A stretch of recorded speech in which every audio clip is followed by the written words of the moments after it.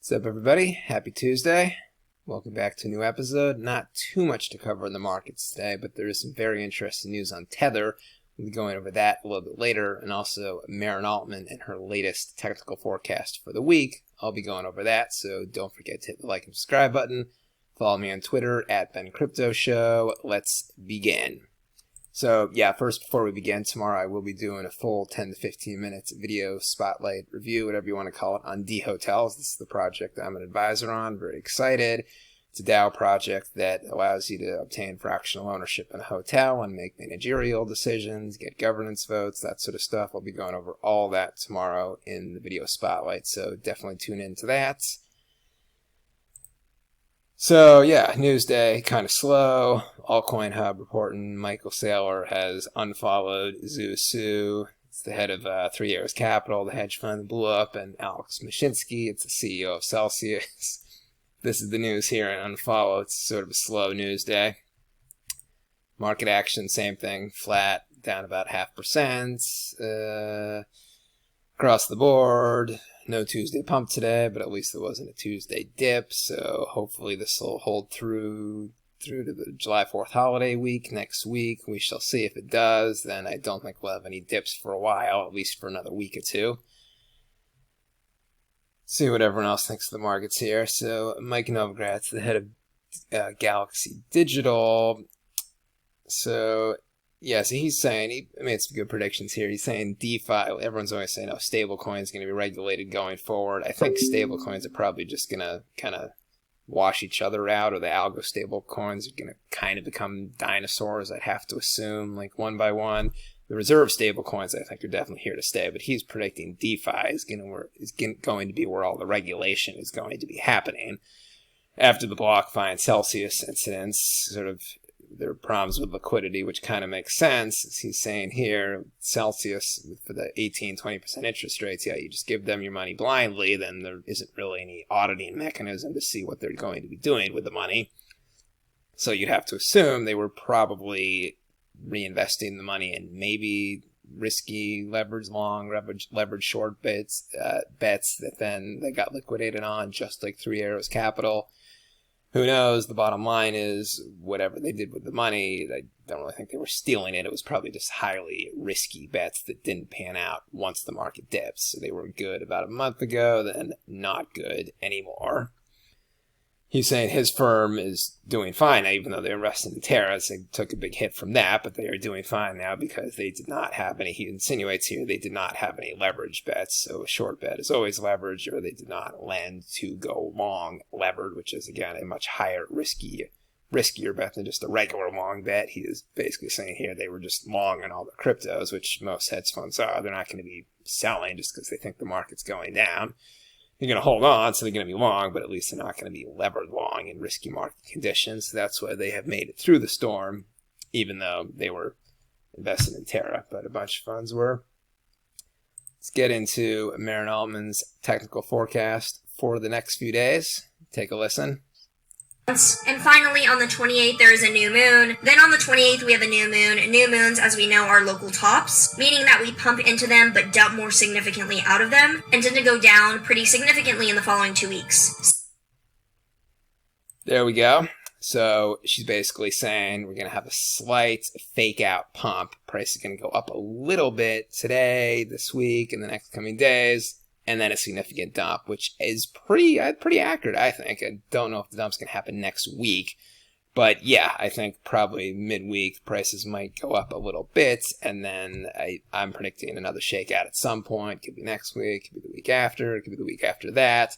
But my views are pretty much in line with hers. So she does seem to have a pretty intuitive feel for the markets. NYU 2020, CZ follows her too. So whether you like the astrology or not, her feel for the market does seem to be fairly accurate. Let's move on here. So back to my famous leverage chart here, which I keep showing. But so again, huge amounts of leverage still in the market, about 1.5 times the amount of, or 2.5 times the amount of leverage that was the previous peak. So again, they're just showing where leverage has hit highs here in July when markets dipped down to 29K temporarily about a year ago. Obviously, there was tons of leverage at that point. A lot of people were predicting the bottom. Those bets paid off very handsomely. A lot of people were obviously panic selling and maybe enabling some short bets, which then they got liquidated very quickly. So, I frankly, I don't know why there's so much leverage on the markets here. I understand most people seem to be more bearish than bullish right now. So I understand where the shorts are coming from. I have no idea what the leverage longs are doing in the marketplace right now. I'd have to assume their rationale is they're looking at how well this bet right here paid off a year ago in July when BTC did temporarily dip down to 29K and almost immediately rebounded. So here's the price chart. So here's where it went down, and then literally like a day or two later after hitting that low, then it rebounded very quickly. So for those people who were obviously the leverage shorts here a year ago got wrecked, but the leverage longs made handsome profits. I'd have to assume the leverage longs now are just looking at that bet. That's their rationale. I don't think that bet is going to pay off for them. So maybe they just don't really understand leverage, how when there's significant price movements one way or the other side gets shaken out. And I think everyone's in agreement right now. There's a much more significant chance prices in one day can dip from 20 to 17 with a piece of bad news that comes out versus they can go up from 20 to 23. I think everyone's in agreement that there's just not enough momentum to have a quick 20 to 23 50% increase, but even if it's the best news possible. Bitcoin spot ETF approved, something like China approves Bitcoin or is pro, the things that would typically cause a big dip, a big price increase, it wouldn't really have too much of an effect on the markets now. In a month or two, it probably will have much more, not right now. So maybe their understanding of leverage just isn't really that accurate. I don't know. Another interesting point here. So when the amount of leverage was low, I thought this was interesting. So in around January of a year and a half ago, 2021, that was right when the bull market started. Prices hit 20,000. So that's like right when they were kind of like right here on this first dip up. The leverage is at an all-time low, which usually when markets hit a new high, then you have tons of leverage. When the market's at a high or a low, you have tons of leverage. But then at this point here, a year and a half ago, when it finally woke up, BTC, and went past its previous high of 20,000, there was no leverage. So I'd have to assume everyone was just kind of sort of surprised. The shorts were probably like, well, normally I'd short on this, but I don't know. It doesn't really feel like it's going down, so no one's talking about it, so I'm not going to do a short bet. The longs were probably like, yeah, I kind of feel like it's going to go up, but again, we're hitting our previous high, and it's always risky when we hit previous highs, as later evidence when we hit 69K, that was the high, so they probably didn't have enough confidence to go into a leveraged long bet when we hit 20K, so there was no leverage on the markets here, so this explains why that bull run, I think, was able to just keep going up, because when there were the temporary price dips, like right when it goes up to here, when it hit like 35, there was a little dip here. I forget why, but little dip, and then it went back up. So since there was no leverage, I think this huge curve up, there's just no leverage. So it was on upward momentum. And then when there were tiny little dips, it didn't have a huge shakeout the way this price dip would have been much more if there was a lot of leverage in the market there. Let's move on. So yesterday I posted an anonymous video to Kwon for entertainment purposes. I'll give you another listen here just because the video is hilarious. It is obvious to us that Kwon has plenty of secrets and he has been very sloppy in his execution. Multiple governments are conducting their own investigations into the scammer, but so are we. Anonymous is looking into Kwon's entire history since he entered the crypto space, to see what we can learn and bring to light. There is no doubt that there are many more crimes to be discovered in your trail of destruction. There's Anonymous there. So yeah, they've announced they're going after Kwon. It's, they've had mixed success. They've had some successes with people they've gone after for. Sometimes they've backed off, or they haven't had successes. So it's a mixed bag. Very entertaining video. Very high quality production. Great one-liners, great writing there. I liked that. Anonymous, I also wouldn't, if you want to, everyone's already going after Kwon, so that's great. You can do your own investigation of him. I'd be more interested, frankly, no one's really investigating who with which hedge fund or whoever it was caused the Terra implosion, which we all know it was a deliberate attack. But no one's, took the markets 1 month to figure out one of the wallet addresses for the attackers in the early research reports was the KuCoin hot wallet. So if it took, that just means one of the attacks came from KuCoin. It means KuCoin didn't do it. It just came from KuCoin, because every transaction from an exchange shows on the blockchain is it coming from that blockchain hot wallet, that exchange hot wallet. But anyways, anonymous, yes, so feel free to open up your own investigation into who caused the Terra implosion, because we all know it was a deliberate attack, but no one's investigating it. Or you can do the Kwon investigation. That's fine too. I'd personally be a little bit more interested in the investigation no one's doing, who caused the Terra implosion. But either way, keep the videos coming. So here we go. So now the cover story of the day. The Tether CTO calls out hedge funds for shorting USDT. So back to the whole Terra implosion and all that stuff. So again, as I've said before, when it comes to Terra implosion or stable coins or anything like that, you want to just listen to whoever knows the most. So the CTO of Tether is probably going to know more about stable coins than anyone on the planet. So anytime he speaks, I listen. So he put out some interesting tweets yesterday. He wrote, "I have been open about the attempts from some hedge funds that were trying to cause further panic on the market after the Terra collapse.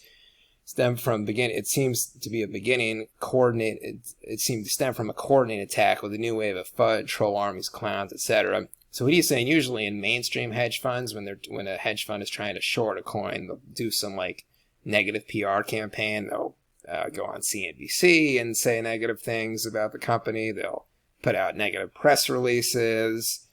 They'll a little bit of bad mouthing in person, but it's mostly like an official negative PR campaign. That's just not how it works in the crypto world. What he's saying, and I have noticed this myself, I believe it to be true, that when a fund or whoever it is trying to knock a coin down because they have a short position executed, he's saying instead a bunch of their employees just create Twitter accounts and then just start instilling FUD, which means they just start spreading negative panic posts about that stablecoin. Oh, the stablecoin's going to implode.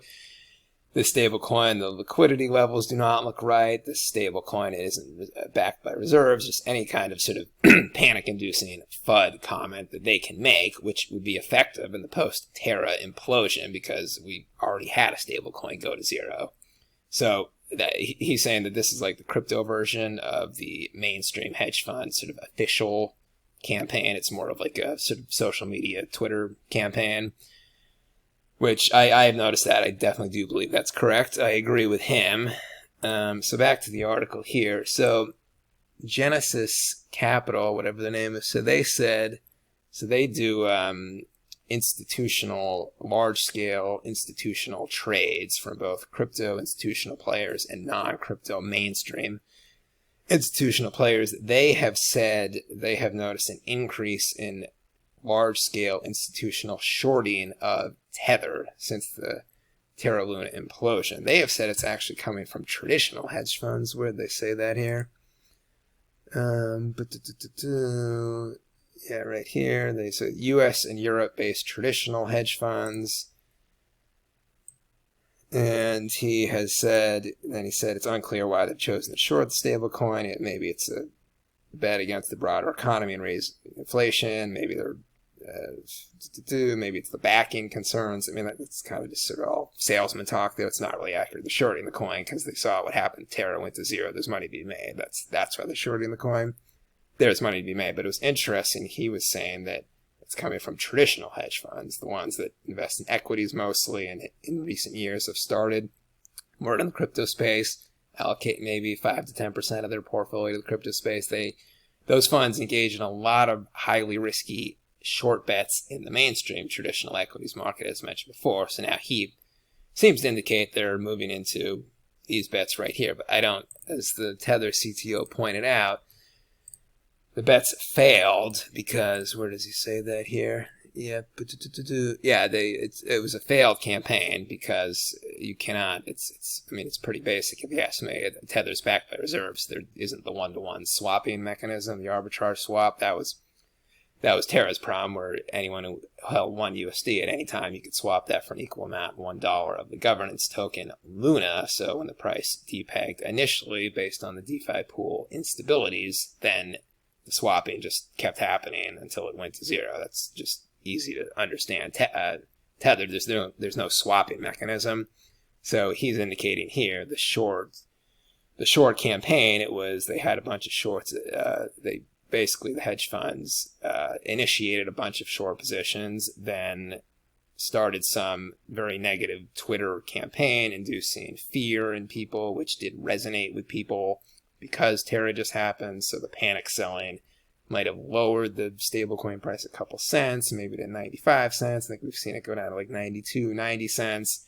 And they just wanted to profit from that. So not nearly the level of profit. Whereas if it was an algo coin, implosion down to zero, because that just wouldn't happen with Tether. It would just be panic selling. There's no swap mechanism.